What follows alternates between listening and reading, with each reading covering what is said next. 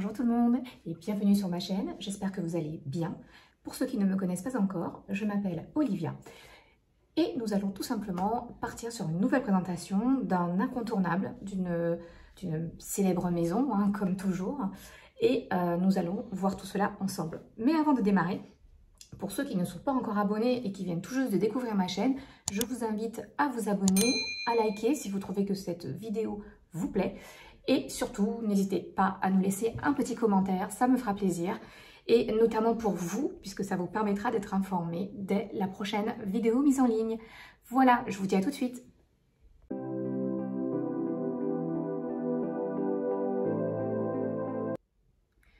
Nous allons sans plus attendre découvrir ce fameux sac qui est donc un incontournable de la maison Louis Vuitton. Donc vous l'aurez bien compris, il s'agit du fameux sac Cabas Neverfull. Il n'est plus à débattre hein, sur ce fameux sac puisqu'il fait vraiment partie des incontournables de la maison Louis Vuitton. On le voit quasi partout, hein, sans exagération, mais en tous les cas, c'est vraiment un incontournable. Donc là, on est sur le sac Cabas Neverfull de chez Louis Vuitton. On est sur une taille M, donc c'est la taille MM. Je vous le montre d'un petit peu plus près. Je pense que là, vous voyez bien les différents détails. On est sur un modèle monogramme, puisqu'il faut savoir qu'il existe effectivement en plusieurs déclinaisons. Donc là c'est le modèle comme je vous l'ai dit MM, il existe en 3 tailles. Donc on aura la modèle PM, donc qui est le plus petit modèle, donc il n'y a pas énormément d'écart mais il doit faire à peu près ça au niveau de la largeur. Donc comme ça, hein, vous l'aurez compris. Hop. Donc ça c'est vraiment une petite taille, bon, pour les personnes qui recherchent peut-être un sac peut-être moins gros que celui-ci, mais voilà, donc il existe le PM comme je viens de vous l'indiquer. Là on est sur le MM, donc l'intermédiaire, et après vous avez le plus grand qui est la taille GM. C'est un sac Cabas, c'est un sac passe-partout qui est plutôt sympa puisque c'est un sac fourre-tout, hein, pour être clair. Donc là je ne sais pas si vous le voyez très bien, alors attendez, hop. On va vous le faire passer, que vous voyez un peu les motifs. Voilà. Donc, comme je vous l'ai expliqué, il existe en plusieurs déclinaisons. On a donc le modèle damier ébène, hein, comme c'est vraiment les modèles classiques et emblématiques de la marque. On est donc, là c'est du monogramme, vous avez le modèle damier ébène. Vous avez également le modèle... Voilà, damier azur, excusez-moi. Je ne sais pas si vous voyez, mais je vous montre en même temps les petites présentations. Et ça, ce sont vraiment des modèles incontournables. Après, on a ce qu'on appelle les différentes versions qui sortent chaque année de différentes déclinaisons. Donc là, je sais qu'il y a le monogramme, le modèle tout noir qui est sorti, donc qui ne change pas pour le coup, parce qu'il est vraiment noir. Et après, on a différents modèles, ce qu'on appelle des éditions spéciales, qui ne sortent pas tout le temps, hein, c'est-à-dire qu'ils vont le sortir sur 1 an, 2 ans maximum. Et après, effectivement, ils vont essayer de changer les collections. Là, on est vraiment sur un modèle intemporel, puisque d'année en année, ils sortent, ils le reproduisent. Hein. C'est vraiment les modèles de base en catalogue, si on peut dire, de la marque. Et je ne sais pas du tout ce que vous en pensez, mais je reste persuadée que vous l'avez déjà croisé au moins une fois, ce sac, puisque, bon, voilà, il est très porté. Je refais un petit tour, parce que je crois que je ne vous ai pas montré en dessous, voilà. Donc, vous voyez, il y a quand même de la place, hein, pour y mettre pas mal de petites choses sur ce sac. Dites-moi ce que vous en pensez. Je ne sais pas si vous l'avez déjà vu ou pas, ce fameux sac. Voilà, dans tous les cas, comme je vous l'ai dit, il existe en plusieurs déclinaisons. Et nous sommes toujours sur de la toile monogramme. Hein. De toute façon, Louis Vuitton, ils font de la toile hein, la plupart du temps. Et puis après, sinon, ils ont ce qu'on appelle des sacs pur cuir. Donc là, on est sur de la toile. Hein. Vous voyez, la matière, elle est très souple. Donc, ce qui fait encore un de ses avantages de ce sac. Vous voyez, je peux le tordre, je peux le plier. Il est quand même assez modulable, si on peut dire ça comme cela. ce qui en fait un sac très bien, puisque du coup, il est beaucoup plus maniable. Et ça, c'est plutôt sympa. Que dire de plus? Alors ici, au niveau des anses, elles sont assez rigides.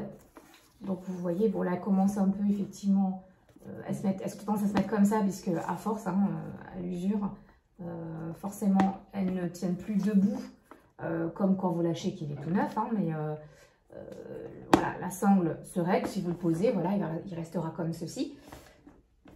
Mais c'est quand même une matière qui est quand même assez... on est sur du cuir de veau, hein, mais qui est quand même très flexible, vous voyez, hein, puisque je peux en faire plus ou moins ce que je veux. Qu'est-ce qu'on aura d'autre à dire également au niveau de l'extérieur, parce que là pour l'instant je parle de l'extérieur. Vous avez la possibilité également de le faire directement à la maison, hein, à la maison Louis Vuitton, de faire ce qu'on appelle une gravure. Donc généralement les gens, qu'est-ce qu'ils font? Ils mettent leur initiale, et quand ils ne peuvent pas ou qu'ils n'ont pas envie de mettre leur initiale et qu'ils n'ont pas envie de personnaliser le sac, vous avez aussi la possibilité de mettre des logos. Ça peut être un chien, un animal, que vous avez la possibilité de faire graver. C'est gratuit, c'est pris en compte, on vous le demande généralement, hein, si vous souhaitez ou pas le faire graver lors de l'achat. Donc c'est plutôt sympa et ça permet également de le personnaliser. Moi, je ne l'ai pas fait, j'ai hésité, mais bon, sachez qu'à tout moment, même si vous ne le faites pas le jour même, vous pouvez revenir et ils peuvent le graver comme vous le souhaitez. Voilà. Donc, comme je vous l'ai déjà expliqué, il existe donc en plusieurs déclinaisons. On va finir sur l'aspect extérieur. Donc, l'aspect extérieur, comme vous le voyez, il est défini également. Alors, attendez, je vous refais quand même un petit tour parce qu'il est quand même super beau ce sac. C'est quand même quelque chose de sympa, qui ne change pas, qui plus est. Hein, je ne sais pas si vous voyez, mais voilà. C'est un beau sac, sans être volumineux, puisque là, on n'est pas sur le grand modèle de sac. Je ne sais pas si vous avez fait attention, mais aujourd'hui, maintenant, le plastique n'est plus de rigueur. On vous vend des sacs, hein, ce qu'on peut appeler l'équivalent d'un sac cabas, hein, que vous trouvez un petit peu partout. Ben, quand vous avez ce type de sac, ça vous sert de sac à main. Demain, vous avez peut-être quelque chose à mettre, au lieu de le tenir dans un sac ou dans un sachet, ce qui fait un peu pas terrible. Effectivement, ce sac vous permet de porter vos effets personnels ou autres avec élégance. Voilà. Donc, pour continuer l'aspect extérieur, on peut apparenter cela à des lacets. Vous voyez ici, il y en a 4 pour être plus exact. Hein, donc, vous en avez 2 de chaque côté. Et de ce côté-là également, voilà, avec des œillets aussi. Voilà. Et ça permet simplement de raccourcir. Vous voyez, regardez, si par exemple, moi, je veux faire ça. Alors, je ne sais pas si je vais y arriver de suite, mais ça permet en tout cas de raccourcir le sac, ce qui est plutôt pas mal également. Alors je vais essayer, tant bien que mal, de vous le raccourcir. C'est vrai que ça je le fais pas souvent, parce que moi j'aime bien la taille actuelle, mais c'est vrai que si vous voulez le, vous voyez, il devient comme ça en fait, vous voyez, et ça vous permet de réduire la taille. Donc là aussi on peut faire exactement la même chose. Voilà, si vous avez envie que votre sac soit moins large, vous avez cette possibilité de le réduire. Et comme je vous dis, ce qui est plutôt bien et qui fait encore une fois la portée, voilà, excusez-moi, j'y arrivais pas.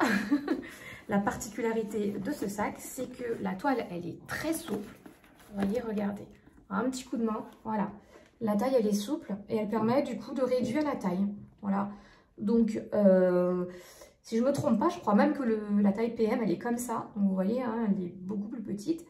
Et dites-vous qu'avec la taille MM, si vous aviez le moindre doute, vous pouvez en quelque sorte faire la même chose, puisque ça vous permet de réduire. Donc, si vraiment vous savez que vous n'avez pas grand-chose dans votre sac et que vous préférez qu'il soit moins large, vous avez la possibilité de le réduire, grâce justement au lacet.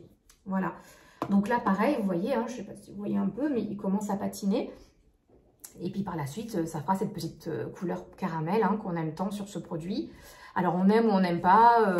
Après, si on n'aime pas, effectivement, il faudrait se porter sur le modèle d'Ami Ébène, puisque le modèle d'Ami Ébène, le cuir est tout marron. Donc là, du coup, il n'y a pas de risque de changement de couleur, pas de risque qui patine. Ou sinon, vous avez les versions spécifiques, donc les éditions limitées. Vous avez le monogramme noir, comme je vous l'ai dit, où là, effectivement, la hanse ici sera tout noir. Donc là, encore une fois, pas de changement, pas de risque de changement de couleur. Et après, il y a d'autres éditions limitées également, où justement, vous n'avez pas ce côté qui patine. Voilà. Après, moi, j'avoue que j'aime beaucoup cette toile monogramme. Je la trouve vraiment sympa. Le damier azur, je l'aime un petit peu moins. Donc pour le coup, même s'il est très porté aussi, voilà, je le trouve un petit peu plus salissant, damier azur. Hein, je ne sais pas si vous voyez, voilà, c'est avec le logo carré et blanc. Très joli aussi, mais je trouve que c'est quand même un petit peu plus salissant. Après, voilà, les goûts, les couleurs, hein, chacun fait comme il le souhaite. Et c'est bien pour ça qu'il y a différentes déclinaisons pour pouvoir vous permettre de choisir. Voilà, donc là, comme on vient de le faire, on l'a réduit, hein, voilà, niveau de taille. Je ne sais pas si vous voyez quand même la qualité, hein, on est quand même sur un très beau produit. Ça se voit, hein, vous voyez, je crois que je l'ai eu juste un peu avant la pandémie. Donc ça doit remonter à 2019, voilà, 2019. Et vous voyez, hein, quand on regarde l'état, il est toujours aussi nickel. Hein. Pourtant, je l'utilise, hein, parce que c'est quand même un sac fourre-tout, comme je vous l'ai dit. On peut y mettre vraiment beaucoup de choses. Et en tout cas, même si demain, vous avez envie de faire un premier achat, là, c'est vraiment comment dirais-je, c'est vraiment un sac sur lequel vous ne pouvez pas vous tromper. C'est vraiment le sac, je n'irais pas à dire idéal, mais c'est vraiment le sac passe-partout, le sac que vous pouvez utiliser la journée, le sac que vous pouvez utiliser en vacances, en voyage. Si demain vous voyagez, vous avez besoin de prendre l'avion, bah, il peut vous servir également. Vraiment, c'est vraiment le sac, pour moi, je trouve que c'est un intemporel et que c'est vraiment un sac passe-partout. Et en tout cas, en termes d'investissement ou d'achat, hein, même si vraiment vous avez envie d'investir, ne serait-ce qu'une fois sur la maison Louis Vuitton, je peux vous assurer que c'est incontournable et que vous ne ferez vraiment pas de faute en l'achetant. Voilà. Donc, quoi dire de plus? Les poignées, j'ai oublié de vous le préciser, mais ici, là, vous voyez les anses. On est vraiment sur des poignées qui sont vraiment très confortables. Vous savez, des fois, vous avez des sacs avec le poids, plus vous en mettez, plus ça écrase votre épaule. Là, on n'est vraiment pas sur ce type de configuration. Ça reste vraiment très agréable. Vous voyez, au toucher, ça reste vraiment très agréable. Il n'y a vraiment aucun problème là-dessus. En termes de tenue, comme je le dis à chaque fois, on est sur de la toile monogramme, donc un petit chiffon humide. Si vraiment vous voyez une trace, hein, ça peut arriver, hein, qu'il y ait des petites traces qui restent sur la toile. Un petit chiffon humide, vous passez dessus et ça le nettoie aussitôt. Voilà, donc là ce que je vais faire, on va peut-être parler dimension, puisque je ne vous en ai pas encore parlé. On est sur une taille de 31 cm, donc en termes de largeur, hein, bien sûr. Donc là, je vais le remettre à sa taille initiale. Voilà, vous voyez, j'ai juste tiré sur chacune des lacets ici, et ça me l'a automatiquement réouvert, vous voyez. Et moi, je le trouve très beau. Je le trouve vraiment très beau. Donc, vous voyez, ce sac, il a quasiment... il a 3 ans, hein. Ce sac a 3 ans et honnêtement, il est comme neuf, vous voyez. Comme je vous le disais, si vraiment vous n'utilisez pas votre sac, c'est vendu avec des dust bags, vous le mettez dedans, vous le rangez dedans et il gardera entre guillemets sa fraîcheur et il restera toujours intact. Après, ce que vous pouvez faire aussi sur ce type de modèle, c'est, vous voyez, pour qu'il puisse bien garder, parce que vous voyez là, il est bien, il n'y a pas de traces, il n'y a rien dessus. Et ce qu'il faut faire aussi, c'est, vous pouvez mettre des petits coussins à l'intérieur quand vous ne l'utilisez pas, de manière à ce qu'il garde toujours la forme, vous voyez, et que la toile ne marque pas de faux plis, ce qui sera un petit peu dommage parce que ça se verrait. Là, vous voyez, on n'en voit pas. Pourquoi? Parce que je le mets toujours à l'intérieur quand je ne l'utilise pas. J'essaie de mettre des petits coussins, des choses pour qu'il reste toujours bien bombé. Enfin, moi, j'aime bien quand c'est comme ça. Voilà, donc là, je disais 31 cm en termes de longueur, pardon, ici. En hauteur, on est sur du 28 cm. Donc, vous voyez, elle est quand même assez, de taille quand même assez correcte. Et on est sur du 14 cm de largeur. Donc la largeur, ce sera plus ici. Voilà. Donc il y a quand même de quoi faire, vous voyez, en termes de choses à mettre. À l'intérieur, on est plutôt pas mal. Les finitions sont en métal doré. Donc, je ne sais pas si vous voyez. Donc, tout ce qui est ici, hein, c'est ce qu'on appelle les finitions. Voilà. Donc, il y en a 4, je crois. Voilà, ici. Vous avez aussi de l'autre côté. C'est exactement les mêmes choses, hein, vous voyez. Les finitions ici. Et on les retrouve également ici. Hop, si j'arrive à vous montrer. Voilà. Tout ça, ce sont donc les finitions du sac. Parce que comme je vous l'ai indiqué, il y en a de chaque côté du sac. Les lacets sur les côtés, je vous l'ai déjà présenté également.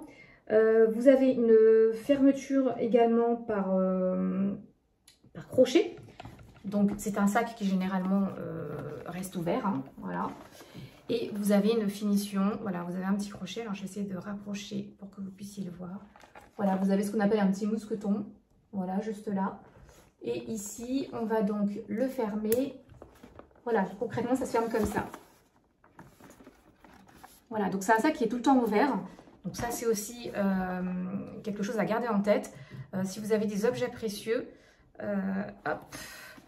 Voilà, donc je ne vous ai pas montré l'intérieur. Donc là, c'est ce que je vais faire. Voilà, l'intérieur se présente comme ceci. Donc vous voyez, c'est quand même assez grand. Bon, 30 cm de large, je pense que vous l'auriez compris. Il y a quand même de quoi faire et de quoi mettre certaines choses. Alors, je vais tout enlever et vous montrer petit à petit. Voilà. Donc là, on voit plutôt bien. Vous voyez, hein, il est nickel. Là encore, on a encore les objets métalliques avec les finitions dorées qui sont donc à l'intérieur. Là, c'est pour pouvoir fermer le sac, pour l'accrocher comme ça. Ici, vous avez une pochette. Alors, je vais vous montrer plus. Voilà. Là, vous avez une pochette. Donc, c'est une pochette qui est à l'intérieur. Voilà, elle peut se soulever. Elle peut se soulever comme ça. Voilà. Et elle est quand même aussi assez profonde. Donc là, c'est vraiment pour mettre... vous pouvez mettre de la monnaie, vous pouvez mettre vos papiers. Si vraiment vous avez des choses précieuses, vous pouvez les mettre à l'intérieur. Vous voyez, et ça se ferme. Voilà, fermeture à glissière. Voilà, qui se ferme comme ceci. Et ici, vous avez également, il est où? Voilà. Vous avez, alors si j'y arrive, voilà, elle est juste sur le côté, j'essaie de vous le montrer. Voilà, elle est juste là. Hop. Il se cache, je sais pas si vous le voyez, voilà, il est jusque là. Donc ici, là, ce que vous avez, le petit, donc c'est un petit approche, hein, qui est là et qui peut vous permettre soit de mettre vos clés si vous n'avez pas envie de les perdre, donc c'est quand même un sac fourre-tout. Je pense que là vous le voyez un petit peu mieux, voilà, et juste ici là, voilà, ça permet d'accrocher tout ce que vous voulez, hein, des clés, enfin tout ce que vous avez à accrocher et que vous ne souhaitez pas prendre plusieurs minutes avant de retrouver vos affaires. Si c'est quelque chose de précieux, vous pouvez tout simplement l'accrocher à ceci. Ensuite, ce qui est vendu aussi avec, bon ça je ne vais pas vous le montrer, hein, ça c'est généralement ce qui est vendu. Vous avez aussi ça qui permet d'identifier que c'est bien un produit Louis Vuitton. Et généralement vous avez ce petit livret là qui vous permet, vous voyez que j'ai gardé, hein, mais qui vous donne les directives, hein, tout simplement pour au niveau de l'entretien notamment du sac. Alors, ces livrets, quand vous achetez ce magnifique sac, c'est généralement livré avec une pochette plate. Vous voyez, hein, elle est toute plate comme ceci. Voilà. Et cette pochette, à l'intérieur, vous avez quand même de la place. Et vous avez encore une fente ici, juste là, qui peut vous permettre également de mettre vos objets précieux. Voilà, elle se ferme grâce à une fermeture éclair. Et ici, on retrouve encore un petit lacet, vous voyez, qui est quand même assez grand, avec le mousqueton, comme toujours. Vous avez le lacet avec le mousqueton, vous voyez, hop.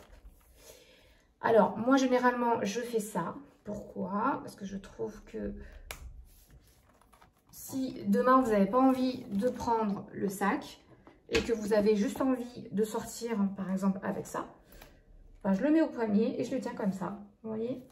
Donc, c'est plutôt sympa, vous voyez, hein, vous pouvez le tenir comme ça. Ou tout simplement le mettre en dessous de votre épaule. C'est plutôt sympa puisque C'est pour ça que je vous dis que ce sac, il est vraiment bien, c'est vraiment un incontournable. Parce que, à la limite, la journée, vous pouvez très bien utiliser ceci, vous voyez, votre sac. La journée, pour aller travailler, pour aller en cours, pour vous balader, pour faire du shopping. Bref, la journée, vous pouvez l'utiliser et il est passe-partout. Ou même en vacances. En vacances, c'est l'idéal, hein, pour les vacances aussi. Et le soir, par exemple, vous avez envie de sortir sans forcément sortir votre panoplie de sacs ou vous demandez qu'est-ce que vous allez prendre comme sac. Vous avez envie de faire simple, eh ben vous sortez la pochette. La pochette, tout rentre dedans. La carte bleue, le paquet de mouchoirs, vos papiers, les identités et autres. Vous pouvez vraiment tout mettre. Vous voyez, hein, vous pouvez vraiment tout mettre. Et ça fait sympa, ça fait quelque chose de classe, de propre. Je vous dis, vous pouvez le tenir comme ça au poignet. Vous pouvez le tenir comme ceci. Ou contre vous. Vous pouvez également le tenir comme je vous l'ai montré, hein, tout simplement en dessous de l'épaule. Donc ça, c'est plutôt pas mal. Donc vous voyez, avec un simple sac, vous faites les deux. Vous avez un sac pour la journée et éventuellement une pochette qui peut vous servir si vous sortez entre copines le soir, par exemple. Ça peut vous permettre de tout simplement en faire un double usage. Donc vous voyez, ce sac Kaba Neverfull a en fait un double emploi de sac. Voilà, un 2 en 1. Voilà, tout simplement. Un 2 en 1. Alors, j'ai beaucoup parlé de l'extérieur, je n'ai pas beaucoup parlé de l'intérieur du sac. Comme je vous l'ai montré, je ne sais pas si vous avez vu déjà, rien que sur ça, on a une finition rouge. Oui, c'est ça, vous voyez, la finition ici, elle est rouge. À l'intérieur, vous avez aussi cette même finition. Alors, je crois qu'il l'appelle rouge cerise. Mais vous voyez, l'intérieur, je pense que vous l'avez vu tout à l'heure aussi, c'est bien un rouge cerise. Donc, il existe en beige aussi. Donc, l'intérieur sera exactement la même chose, mais un beige beaucoup plus clair. Vous avez aussi un rose, si je ne me trompe pas, à l'intérieur. Voilà, mais ça, c'est plutôt pas mal, je trouve. Parce que du coup, au niveau des coloris, je trouve ça sympa. Je trouve ça beaucoup plus joli que d'avoir un fond noir où ça apporte un peu de cachet au cabas, en fait, hein, tout simplement. Donc, c'est plutôt sympa. Je ne sais pas ce que vous en pensez de ça, de ce sac. Voilà, comme je vous l'ai indiqué, moi, je trouve que c'est quand même un sac vraiment passe-partout. C'est un intemporel, hein, si on peut dire, au niveau de ce sac-là. Alors, ici, là, sur la profondeur, je vous remontre, mais sur la profondeur du sac, je ne sais pas si vous voyez bien avec les lances, on va les enlever. Voilà, je ne sais pas si vous voyez, mais c'est quand même assez large, hein, de profondeur. Et en termes, vous voyez, je mets la main volontairement. Vous voyez, il ne s'enfonce pas. Je le trouve un peu plus rigide même que le Speedy. Vous savez, le Speedy, quand vous mettez des choses dedans, si vous mettez trop de choses dedans, il aura tendance à s'affaisser, le sac. Celui-ci, pas du tout, hein, vous voyez, alors sauf si vraiment vous le blindez, vous le chargez de choses, mais en principe, non. Il faut savoir qu'il a quand même une certaine résistance, ce sac. Vous pouvez y mettre votre ordinateur, vous pouvez y mettre un classeur, des livres, et puis après tout ce que vous portez en temps normal dans un sac à main. Franchement, il tiendra le coup. Et pour avoir testé, hein, pour avoir moi-même testé. Et honnêtement, non, j'en suis vraiment assez satisfaite, en tout cas, de ce sac. Si on doit... Par les tarifs, comme vous le savez, les prix augmentent sans arrêt. Voilà, je pense que je ne vous raconte rien à ce niveau-là. Leur dernière augmentation remonte à février, hein, donc on est quand même sur une augmentation qui est encore très récente. Si je ne me trompe pas, je crois qu'il est passé à 1 500 € ce sac. Ouais, donc vous vous doutez bien qu'il a bien augmenté depuis que je l'ai. Mais franchement, c'est un investissement sur lequel vous ne vous tromperez pas. Parce que c'est vraiment un très très bon sac. En termes de longévité aussi, vous voyez, hein, regardez, il est nickel. Le mien, ça fait déjà 3 ans et pourtant, il n'a pas un pet, si on peut dire ça comme cela. Et il est vraiment très très beau. Et je vous dis très sincèrement, en termes d'entretien également, vous êtes tranquille sur ce type de sac. Alors que ce soit celui-ci ou celui-ci, vous êtes vraiment tranquille. c'est vraiment un achat, c'est un très bon achat que vous ferez. En tout cas, vous ne perdrez pas votre argent. Donc oui, c'est un bon investissement en termes comment dirais-je, en termes de robustesse. Comme je vous l'ai déjà expliqué, hein, s'il y a le moindre souci, vous avez demain quelque chose qui s'enlève ou autre, ou un dommage sur votre sac, à tout moment, vous pouvez vous rendre à la maison. Ils vous demanderont bien sûr la facture d'achat du téléphone pour vérifier quand même son authenticité, enfin du téléphone, du cabas, pardon. Et ils pourront vérifier du coup si oui ou non ils vous le réparent. Généralement, c'est oui, hein. Donc, soit c'est pris en compte puisque c'est une usure liée au sac. Dans ces cas-là, vous ne payez rien. Si vraiment, c'est vous hein, qui l'avez abîmé et qu'il y a une partie du sac que vous voulez changer, dans ces cas-là, effectivement, ce sera payant. Ce sera payant. Voilà, donc oui, c'est un sac qui est populaire, parce qu'on le connaît tous, hein, même moi, avant de l'avoir acheté, je le connaissais déjà, voilà. Mais du coup, voilà, c'est un sac facile d'entretien, comme je vous l'ai dit. Vous ne vous tromperez pas sur le type de sac, parce qu'il y en a beaucoup des sacs. On ne sait jamais vraiment lequel prendre, lequel choisir. Comme je vous l'ai toujours dit, il faut vraiment, vraiment penser à votre mode de vie. Voilà, votre mode de vie, vous faites quoi, vous travaillez comment, vous mettez quoi dans votre sac. Et ça vous aidera énormément à pouvoir choisir le sac de vos rêves et surtout ne pas avoir de regrets. Voilà. Voilà, donc je ne sais pas du tout ce que vous en pensez. Pour moi, je l'aime beaucoup. J'irai pas m'aventurer sur un achat du GM, donc la plus grande taille, parce que je trouve que le MM est entre deux tailles. Donc pour moi, je pense qu'il n'y a pas besoin de plus. Après, comme je vous l'ai dit, il y a toujours cette possibilité de réduire si vraiment vous avez besoin qu'il soit un petit peu moins large. Mais généralement, cette taille-là, hein, pour être clair, qui je pense est quand même la plus vendue, avec peut-être la petite taille, et encore, j'en suis pas si certaine, par rapport à ce produit.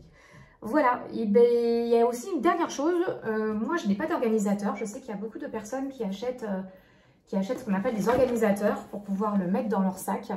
Parce qu'il faut savoir, quand vous avez ce type de sac, il faut quand même faire attention à ne pas mettre n'importe quoi. Vous savez, ça peut prendre des taches de stylo. À force de mettre des choses, ça peut tacher à l'intérieur. Vous voyez, le mien est nickel. Je n'ai pas d'organisateur pourtant. Alors, l'organisateur, c'est bien parce que ça permet vraiment de savoir où vous mettez vos articles. Mais bon, ça, je pense vraiment, c'est quand on a tendance à mettre beaucoup de choses dans son sac. Moi, c'est vraiment pas mon cas. Donc, je retrouve assez facilement tout ce qu'il y a dedans. Après, en termes de protection, moi, ce que je fais, quand je n'utilise pas justement cette pochette, ce que je fais, c'est que j'ai tendance, vous voyez, à la mettre au fond. Vous voyez? Comme ça, du coup, s'il y a vraiment quelque chose qui tombe ou qui sointe sur le sac, ça ira avant toute chose sur la pochette et non pas sur l'intérieur en tissu. Donc, vous voyez, ça protège. Voilà, donc moi, si j'ai un petit conseil, que vous n'utilisez pas la pochette, vous la mettez au fond. Comme ça, ça protège un peu votre sac. Après, en termes de fermeture aussi, moi, ce que je fais quand je mets des choses à l'intérieur, j'ai tendance à mettre une écharpe. Vous savez, vous mettez une écharpe, quelle qu'elle soit, hein, par-dessus.